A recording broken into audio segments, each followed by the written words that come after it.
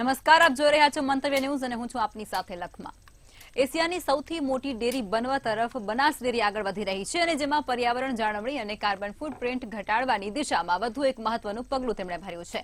પશુઓના છાણમાંથી bio CNG તૈયાર કરી અને વાહનો દોડતા થાય અને એની ગૌણ પેદાશમાંથી ઉત્તમ પ્રકારનું લિક્વિડ પ્રાકૃતિક ખાતર પેદા થાય તે દિશામાં આગળ વધવા બનાસ ડેરી અને જાપાનની સુઝુકી કંપની અત્યારે વચ્ચે કરાર કરાશે, જેમાં સુઝુકી કંપની બનાસકાંઠા જિલ્લામાં 5 સીએનજી પ્લાન્ટ સહ સ્ટેશનો ઊભા કરવા માટે 250 કરોડથી વધુનું રોકાણ કરશે અને એ સાથે જ કેટલીક ટેકનોલોજી પણ પૂરી પાડશે, જેમાં દિયોદર, ડીસા, બડગામ અને ધાનેરામાં આ પ્લાન્ટ સ્થાપાશે। બનાસ ડેરીના ચેરમેન શંકર ચૌધરીએ જણાવ્યું છે કે પર્યાવરણની જાળવણી સાથે કાર્બન ફૂટપ્રિન્ટ ઘટાડવા વધુ એક પહેલ કરવામાં આવશે, જેમાં પશુપાલકોને આવક મળશે અને બનાસ વધુ એક ક્રાંતિ લાવશે।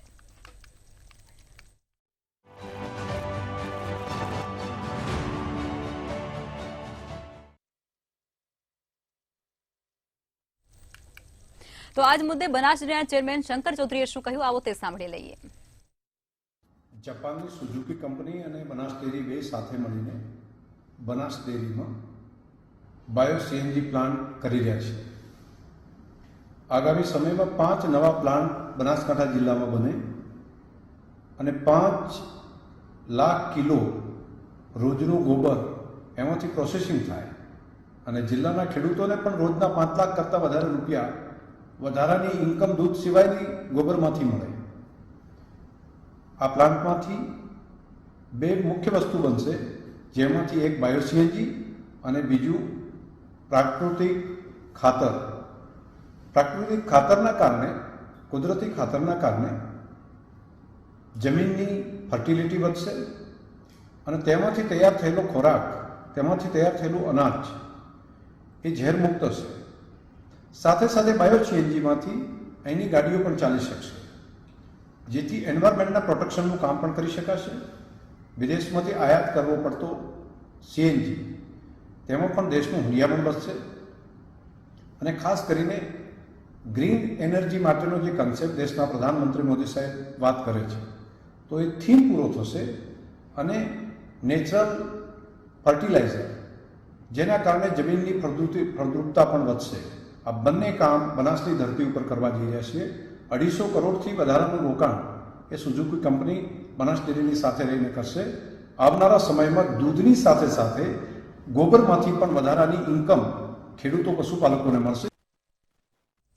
તો બનાસ ડેરી વધુ એક ક્રાંતિ લાવવા માટે આગળ વધી રહી છે અને પશુપાલકોને ફાયદો થાય તેના માટે વધુ એક પગલું અત્યારે ભરી રહી છે। તેના પર આજે ચર્ચા કરવા માટે આપણી સાથે પ્રફુલભાઈ ત્રિવેદી, મંતવ્ય ન્યૂઝના એસોસિએટ એડિટર જોડાઈ ચૂક્યા છે અને સાથે જ બ્રિગેડિયર વિનોદ બાજીયા જોડાયા છે, જેઓ બનાસ ડેરીના એક્ઝિક્યુટિવ ડિરેક્ટર છે।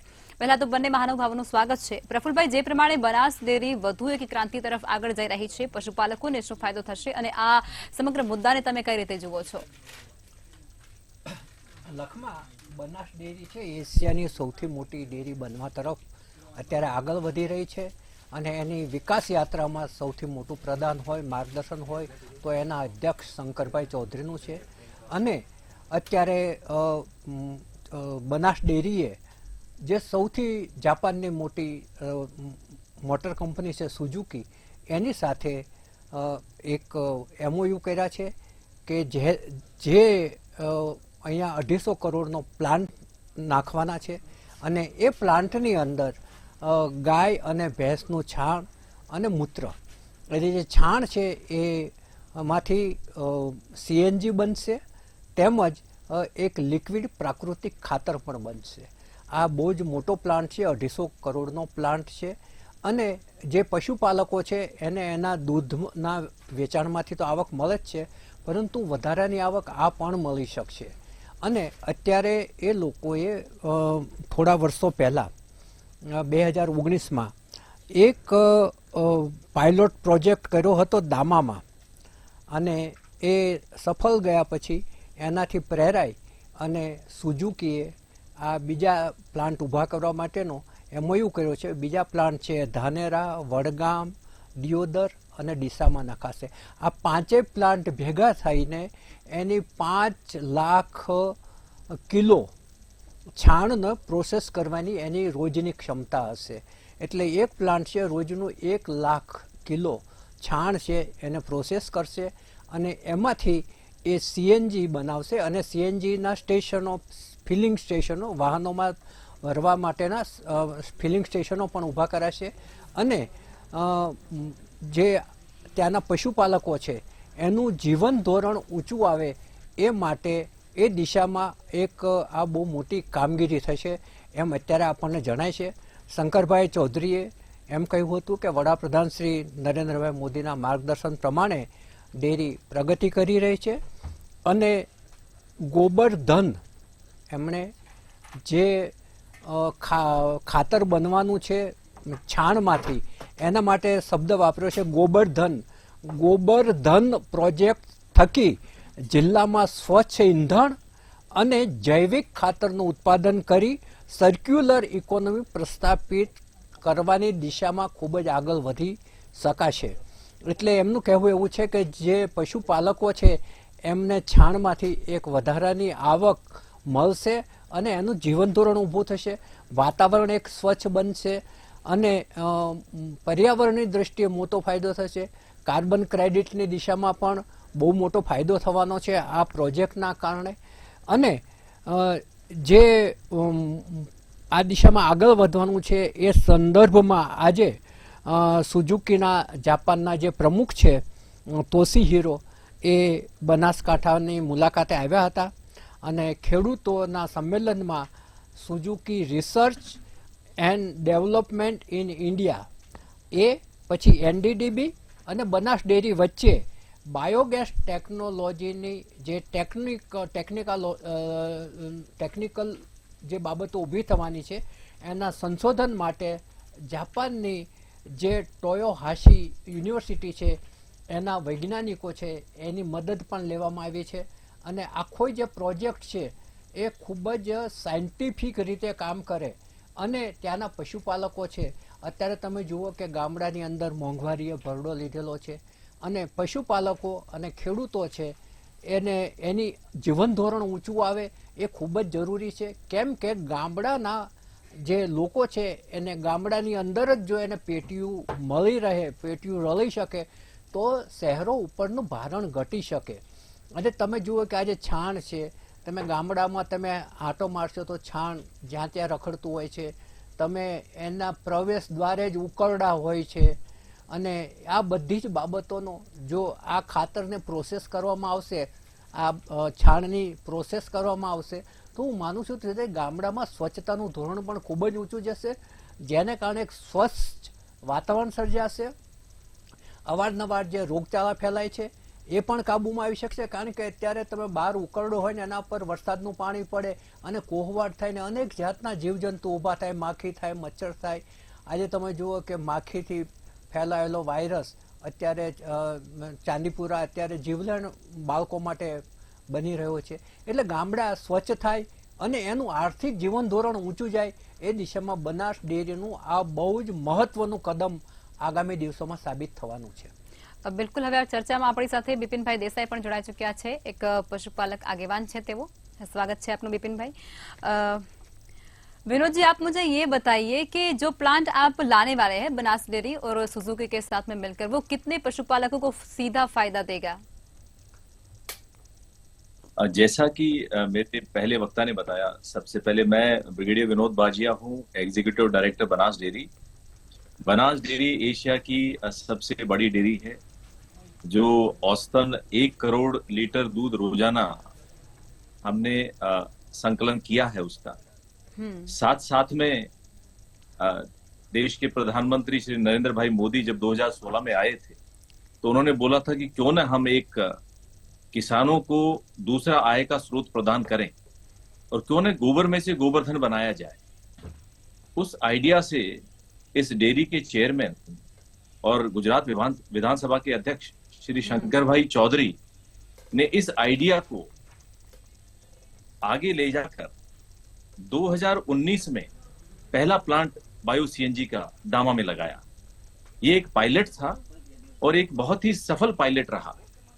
इस पायलट को मारुति सुजुकी कॉरपोरेशन कि SRDI जो एक उनकी रिसर्च एंड डेवलपमेंट विंग है, उन्होंने स्टडी किया और उसके साथ साथ में उन्होंने ये फैसला किया कि NDDB बनास डेयरी इनके साथ मिलकर बायो CNG जो फ्यूल है इसका फायदा एक जन साधारण को, एक आम नागरिक को किस प्रकार से मिल सकता है, उसी को साथ में लेकर ये हमने 5 नए bio CNG plant Suzuki motor corporation के साथ में मिलकर लगाने का ध्येय बनाया है।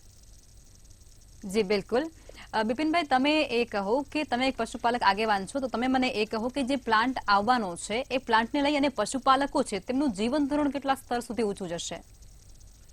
જોવા જઈએ તો બેન, આ ખરેખર બહુ સારું ઇનિશિયેટિવ છે. આમાં વડાપ્રધાનનો આઈડિયા કહો કે શંકરભાઈ ચૌધરી આનું ઇનિશિયેટિવ બહુ સારું લીધું કહેવાય. આપણે એમને અભિનંદન આપવા જોઈએ. અને બનાસ ડેરી NDDBના સહયોગથી આ આખું જે ઊભું કરે છે એમાં એકચ્યુઅલી ખેડૂતોને, પશુપાલકોને ફાયદો છે. હમણાં જેમ ત્રિવેદી સાહેબે કહ્યું કે તમે જે છાણ છે કે દાખલા તરીકે ઉકરડા બનાવીને એમાં પછી ખેતીના કામમાં જ્યારે સિઝન આવે ત્યારે એને વાપરતા હો છો, એની દ્રષ્ટિએ આ તમારે એની જે આ છે છાણ એ ખેડૂતો પાસેથી ખરીદીને ડેરી અને બાયોગેસ ઉત્પન્ન કરે છે. એ ખેડૂતોને છાણના પણ પૈસા મળે છે. આજે હું જોતો હતો બનાસ ડેરીનો પ્રોગ્રામમાં, તો 3 મહિલા દૂધ ઉત્પાદકોનું એમને સન્માન કર્યું કે જે લોકોએ છેલ્લા 3 વર્ષમાં 8 થી 9 લાખ રૂપિયા આ છાણના પેટે એમને મળ્યા. ઓહો, એટલે તમે વિચાર કરો, મોટી રકમ કહેવાય ઘણી. એટલે તમે વિચાર કરો કે એમને એટલું આવક થઈ, એટલે ખેડૂતોને તો એક પૂરક રોજી મળી ગઈ. દૂધની આવક સિવાય વધારાની આવક. છાણને દાખલા તરીકે તમે પોતાના ખેતરમાં કે કોઈને લોકલ આપો, તમને આટલા પૈસા કદાચ નહીં મળતા હોય. પણ આ એક મારી દ્રષ્ટિએ એવું છે કે ખેડૂતોને બહુ વધારે ને પ્રોત્સાહક છે. બનાસ ડેરી ભવિષ્યમાં આવા બધા 5 પ્લાન્ટ નાખવાની વાત બી સાંભળી છે. અને બીજું એક વધારાનો આઈડિયા છે કે આમાંથી અલ્ટિમેટલી છાણના ઉત્પાદક કે આજીવિકા કરતા આનું ફર્ટિલાઇઝર જે લોકો બનશે ભવિષ્યમાં કેમિકલ ફર્ટિલાઇઝરનો પર્યાય બની રહેશે, આનો વિકલ્પ બની રહેશે. એટલે એની જગ્યાએ આ લોકો વાપરશે અને ઘણું ખેતી માટે ઘણું ઉત્તમ. ને મને લાગે છે બનાસકાંઠા ડેરીએ આ સારી પહેલ કરી કહેવાય અને એને અભિનંદન આપવા. બિપિનભાઈ, મને એવું લાગે છે કે 33 જિલ્લાઓની અંદર જ્યાં જ્યાં કોઓપરેટિવ બેંકો, કોઓપરેટિવ ડેરીઓ છે, એ કોઓપરેટિવ ડેરીઓએ આ પ્રયોગ કરવા જેવો છે કે જેથી કરી ગામડા છે એક ચોખ્ખા થાય, સ્વચ્છ થાય અને હેલ્ધી થાય, એનું વાતાવરણ હેલ્ધી થાય. અને સાથે સાથે જે ત્યાંના પશુપાલકો અને નાના ખેડૂતો છે, સીમાંત ખેડૂતો છે, ખેત મજૂરો છે, જે પશુપાલન કરી અને ગુજરાન કરે છે, એ લોકોનું જીવન ધોરણ ચોક્કસપણે ઊંચું આવી શકે. ચોક્કસ. આ તો ખરેખર મેં આપને પહેલા કહ્યું કે આ ત્રિવેદી સાહેબ બહુ સારું ઇનિશિયેટિવ કહેવાય કે જે આઈડિયા આવીને આ લોકોએ પશુપાલકોને એક પૂરક આવકનું સાધન બનાવ્યું કે જેમના છાણમાં જે આપણે કહીએ વેસ્ટેડ પ્રોડક્ટ છે એમાંથી છેલ્લા 4 વર્ષથી એક ટ્રાયલ પ્લાન્ટ ઉપર બનાસ ડેરીએ CNG વ્હીકલોમાં કરી લગભગ 1 લાખ વ્હીકલોને અત્યાર સુધી એ લોકોએ CNG નું ફ્યુઅલ સપ્લાય કર્યું છે. એટલે આમ જોવા જઈએ તો એ ઘણો સારો અને બહુ એ છે. મારી દ્રષ્ટિએ આની અંદર NDDBના સહયોગથી કે NDDB આખો પ્રોજેક્ટ એક્ઝિક્યુટ કરે છે તો એના હિસાબે NDDB અને Gujarat cooperative milk marketing federation બધી ડેરીઓમાં પ્રોજેક્ટ ઇમ્પ્લિમેન્ટ કરે તો ખેડૂતોની આવકમાં ચોક્કસ વધારો થાય. बिल्कुल. विनोद जी, आप ये बताइए कि पशुपालकों के अलावा इस प्लांट से किस किस को फायदा होगा? जैसे कि किसान है, लोगों को क्या इससे फायदे होंगे? वाहन चालकों CNG के. देखो, जैसा मेरे दूसरे साथी स्पीकर्स ने बोला कि सबसे बड़ा फायदा तो इसका इस चीज का है, आज बनासकांठा जिले के अंदर 29 लाख कैटल्स हैं. 29 लाख कैटल्स का अगर हम कार्बन फुटप्रिंट देखें कि जितना गोबर दिन में वो एक यू कैन से पशु छोड़ता है, उससे कितना मिथेन और कार्बन डाइऑक्साइड एटमॉस्फेयर में रिलीज होता है. तो सबसे बड़ा फायदा इसका यह है कि हम पर्यावरण जो प्रदूषण हो रहा है या हम करें ग्लोबल वार्मिंग हो रहा है, उसको कंट्रोल करने में इसमें मदद मिलेगी. इसका दूसरा सीधा फायदा हमारे को यह है कि इससे हम ग्रीन एनर्जी पैदा करेंगे, जिससे हमारे जो व्हीकल्स हैं वो कम प्रदूषण करेंगे और एक अच्छी एनर्जी किसानों को एक सस्ते रेट के ऊपर मिल पाएगी. तीसरा, इस गोबर को प्रोसेस करने के बाद में जो हम गोवर्धन हम बोले कि जो हम खातर तैयार करेंगे वो किसानों के लिए उनकी उर्वरा बढ़ाने के लिए खेती में काम आ सकती है. आने वाले समय में साथ साथ हम ऑल्सो एक पायलट कर रहे हैं जिसके अंदर हम मीथेन से ग्रीन हाइड्रोजन बनाने का अभी पायलट चल रहा है। अगर ग्रीन हाइड्रोजन तैयार होती है तो पहली बात तो एक क्लीन फ्यूल गाड़ियों के लिए तैयार मिलेगी, और उसके साथ साथ में जब ग्रीन हाइड्रोजन बनेगा तो उसके साथ में वो कार्बन ब्लैक भी छोड़ेगा। उस कार्बन ब्लैक का किसान को इतना ज्यादा फायदा है कि आज के दिन बनासकांठा के अंदर अगर हम कार्बन कंटेंट देते हैं सोयल के अंदर तो 0.3% तक कार्बन कंटेंट है। अगर इस कार्बन कंटेंट का इस्तेमाल अगर हम खेती के लिए करेंगे तो हमारी जमीनों की उर्वरा बढ़ेगी, उससे किसानों की आमदनी बढ़ेगी। तो अगर हम देखें तो एक पूरा इकोसिस्टम इससे बेनिफिट होगा उसको, और हर यू कैन से स्टेज के ऊपर हर किसान को, गाड़ी चलाने वाले को, हर नागरिक को इसका फायदा होने वाला है आने वाले दिनों के अंदर। બિલકુલ બિપિનભાઈ, તમે એ કહો કે પહેલા પશુપાલકોને દૂધમાંથી આવક થતી હતી અને હવે તો એમને આ છાણમાંથી પણ આવક થશે. આમાં ખરેખર આ એક સારું ઇનિશિયેટિવ છે બેન. મેં કહ્યું કે દૂધ ઉત્પાદકોને અત્યારે જે આવક એમને મળે છે એ રેગ્યુલર વર્ષોથી આ એક ઇન્ફ્રાસ્ટ્રક્ચર ડેરીઓનું સેટઅપ થયેલું છે એમાંથી મળે છે. એમાં એ લોકોને જે મળે છે હવે દાખલા તરીકે રો મટીરિયલ ને દાણના ભાવ ને આ બધું જે એ લોકોને જે મળવા પાત્ર છે એની અંદર પણ એ લોકોને ભાવ વધારો માંગે છે, એટલે જોઈએ એવું એ લોકોને વધારે સારું ભાવ એ લોકો નથી મેળવી શકતા. જ્યારે આનાથી એક વધારાની પૂરક રોજી કે આવક થશે એમને ઘણો ચોક્કસ મદદરૂપ થશે. બીજું બી એ કરતા એક વધારાનો ઉપાય શું છે કે બેન, ખાતર તરીકે આનો બહુ મોટો ઉપયોગ થશે. જે અત્યારે આપણે કેમિકલ ફર્ટિલાઇઝર તરીકે વાપરીએ છીએ ને, ભવિષ્યમાં એની જગ્યાએ આ એક આખું છાણિયું ખાતર જે આપણે અત્યારે કહે છે કે જે ખેતી માટે ઉત્તમ કહેવાય છે, એનો આખો એક વિકલ્પ તમને મળી રહેશે. जी बिल्कुल. विनोद जी, जो आप ये प्लांट लगाने वाले हैं उसे कौन से शहरों में इसे आप लगाएंगे और कितना खर्चा इसमें हो सकता है? फिलहाल हम 5 प्लांट एसआरडीआई के साथ में, सुजुकी मोटर कॉरपोरेशन के साथ में और एनडीडीबी की मदद से लगाने जा रहे हैं. पहले हमारे पास में पायलट प्लांट ऑलरेडी दामा में है. अगले 2 प्लांट जो है, एक वडगाम में और एक लाखनी के अंदर ऑलरेडी 20% काम हो चुका है, और उसके बाद में 3 प्लांट और हम जो लगाएंगे, एक धानेरा में लगेगा, एक थराद में लगेगा और एक उसके बाद में सुईगाम में लगेगा. इस प्रकार से ये 5 प्लांट इनिशियली हम लगा रहे हैं. उसके बाद में इसकी सफलता को देखते हुए इसको जगह जगह पे लगाया जाएगा, और जहां भी जितने भी हमारे तालुकाज हैं, हर तालुका में ये प्लांट लगाए जाएंगे आने वाले समय के अंदर. जिससे क्या है कि हमारे 3.5 लाख फार्मर जो हमारे से जुड़े हुए हैं बनास डेयरी से, हम उन किसानों तक पहुंच सकें और उनकी आय में वृद्धि कर सकें, और साथ साथ में उनको ये खातर उनके खेतों के लिए हम सप्लाई कर सकें. બિલકુલ. બિપિનભાઈ, તમે એ કહો કે આ પ્લાન્ટ છે તે ધાનેરા, વડગામ, દિયોદર અને ડીસા આ તમામ વિસ્તારોમાં પડવાનો છે. એને લઈને ત્યાંના જે પશુપાલકો છે, ખેડૂતો છે, એના માટે તમે શું કહેશો? એ લોકોને ખરેખર આમાં તો જે ડેરીએ કહ્યું કે શરૂઆતમાં એ લોકો અત્યારે આજે જાહેરાત કરી પણ 5 પ્લાન્ટ નાખવા છે. લગભગ મને એવા બી જાણવા મળ્યું છે કે ટોટલ એ લોકોનો ટાર્ગેટ બનાસ ડેરીનો 25 પ્લાન્ટ છે, એટલે મોટા ભાગના જિલ્લાના દૂધ ઉત્પાદકો કવર થઈ જાય એવી જાતનું એ લોકોનું પ્લાનિંગ કરશે. એમાં એ લોકોએ લોજિસ્ટિક વ્યવસ્થા સારી કરેલી છે કે ખેડૂતોના ઘરે ડેરીનું કે આ પ્લાન્ટનું વ્હીકલ જઈને છાણ કલેક્ટ કરે છે, એટલે પશુઓને તો ઘેર બેઠા છાણ કલેક્ટ થઈ જાય છે. કોઈ વધારાનો ખર્ચો નથી કરવો પડતો ને એ લોકોને આની પૂરક રોજી કે આવક મળશે વધારે. એટલે ઘરે બેઠા છાણ જો આ લઈને ઉત્પાદન કરવામાં આવે તો આનાથી સારો કયો વિકલ્પ હોઈ શકે? બિલકુલ, ચોક્કસથી. પ્રફુલભાઈ, તમારું શું કહેવું છે આ તમામ વિસ્તારોના ખેડૂતો માટે અને પશુપાલકો માટે? ચોક્કસપણે એ લોકોનું જીવન ધોરણ ઊંચું આવશે.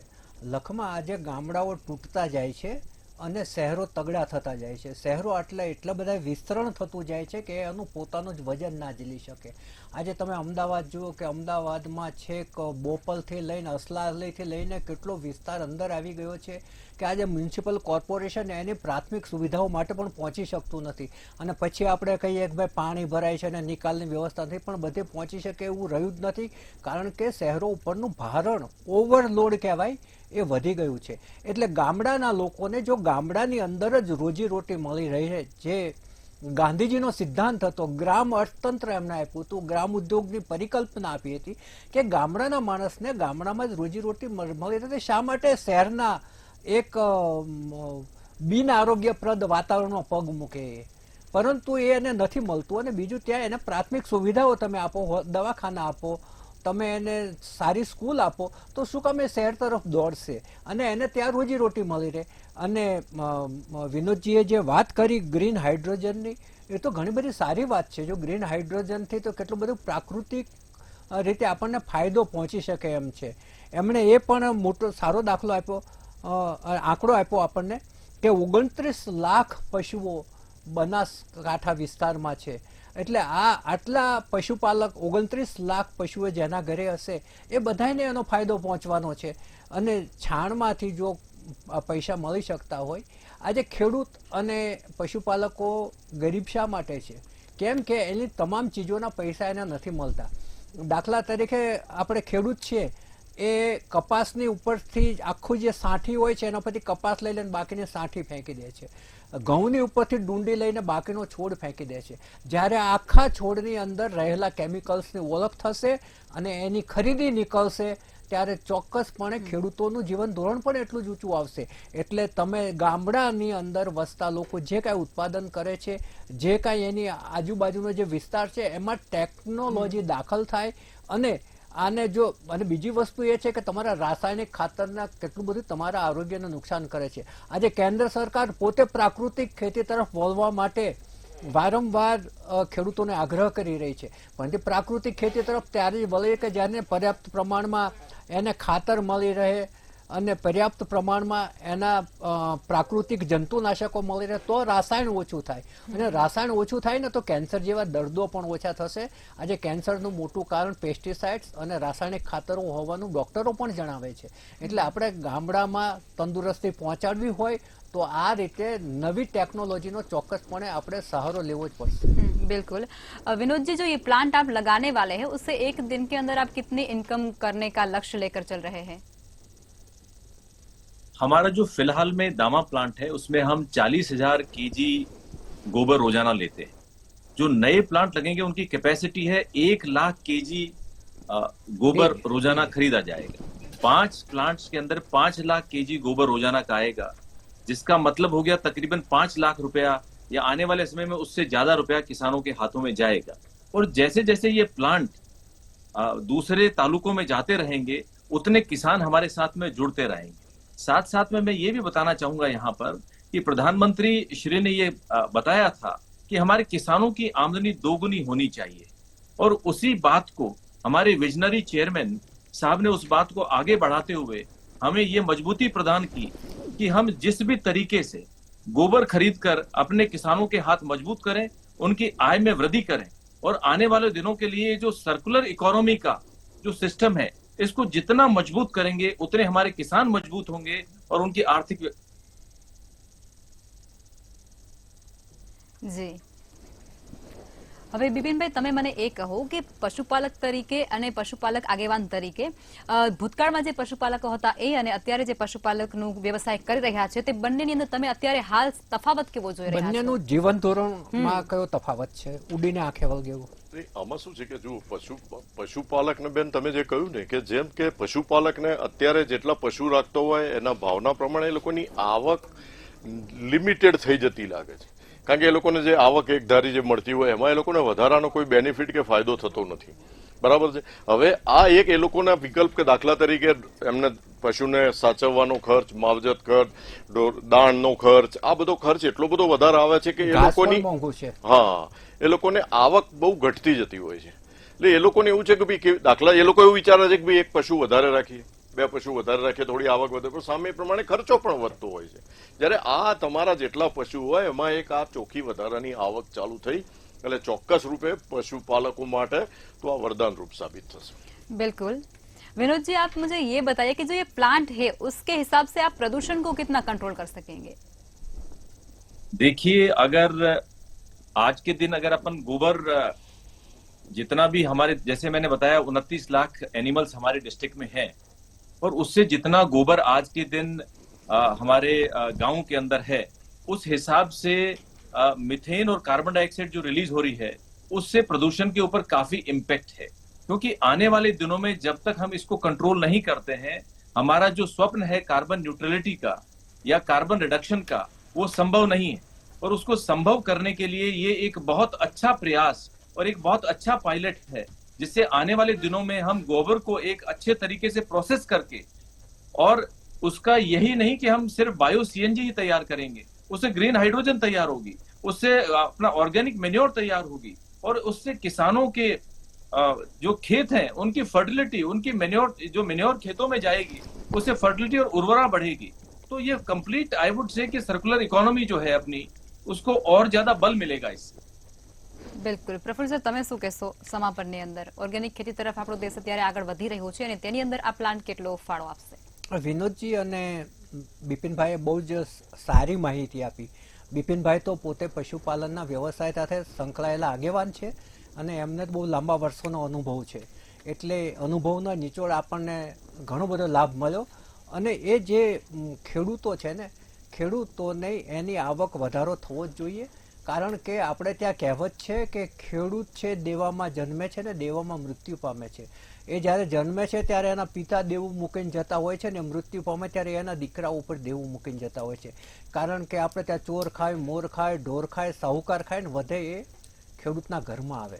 એટલે ખેડૂતની આવક વધારવી હોય તો ખેડૂતો છે એનો સાઈડનો જે ઉદ્યોગ છે એ પશુપાલન છે. ખેડૂત છે ખેતરમાં કામ કરે છે અને મહિલા વર્ગ છે એના પશુપાલનનો વ્યવસાય સંભાળતી હોય છે.